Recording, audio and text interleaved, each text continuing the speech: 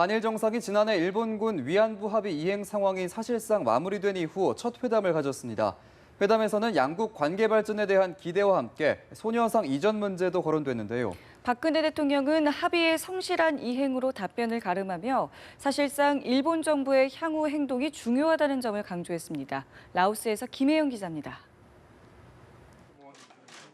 박근혜 대통령이 아베 신조 일본 총리와 정상회담을 갖고 한일 관계가 지난해 합의를 계기로 긍정적 모멘텀이 마련됐다고 평가했습니다.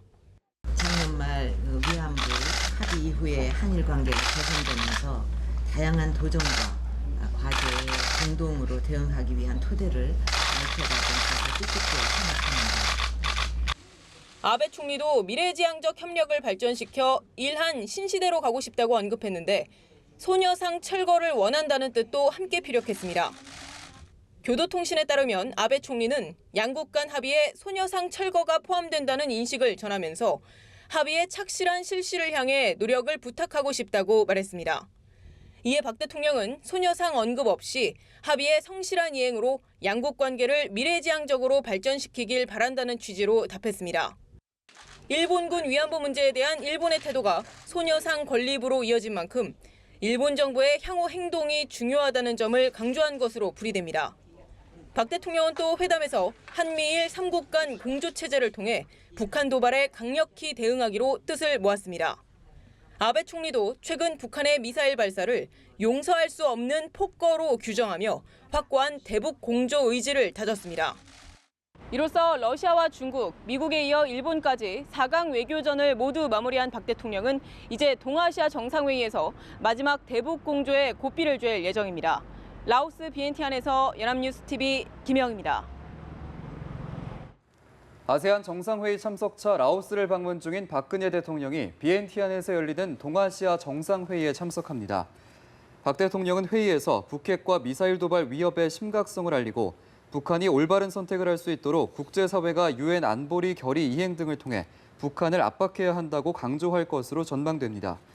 박 대통령은 또 동아시아 정상회의 의제 중 하나인 남중국해 문제에 대해서도 평화적이고 창의적인 외교 노력을 통한 문제 해결 원칙을 재차 밝힐 것으로 예상됩니다.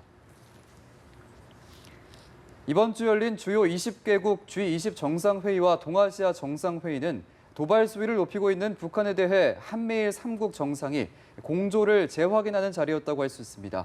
이러한 정상 외교에 이어서 한미일 3국의 실무 협의가 이어질 예정입니다. 워싱턴에서 김범현 특파원입니다.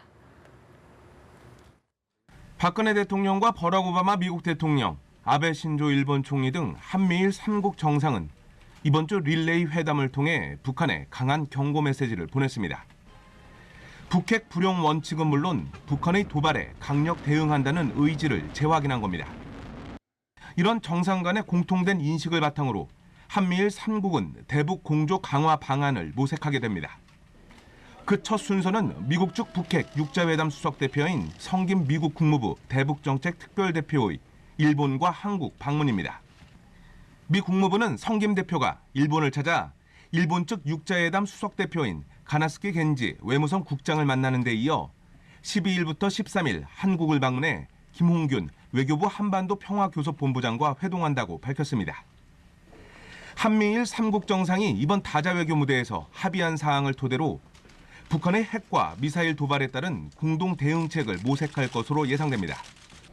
또한 북한이 최근 잠수함 발사 탄도미사일 그리고 노동미사일로 추정되는 탄도미사일을 잇따라 발사한 만큼 유엔 안보리 차원의 대응 외에 추가적인 대응 조치도 논의될 전망입니다.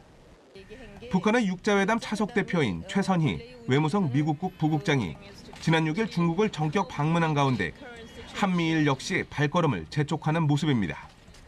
한편 성김 대표는 현재 필리핀 주재 미국 대사에 내정된 상태로 이번 한국과 일본 방문이 미국 측 육자회담 수석 대표로서 마지막 방문이 될 것으로 보입니다. 워싱턴에서 연합뉴스TV 김범현입니다.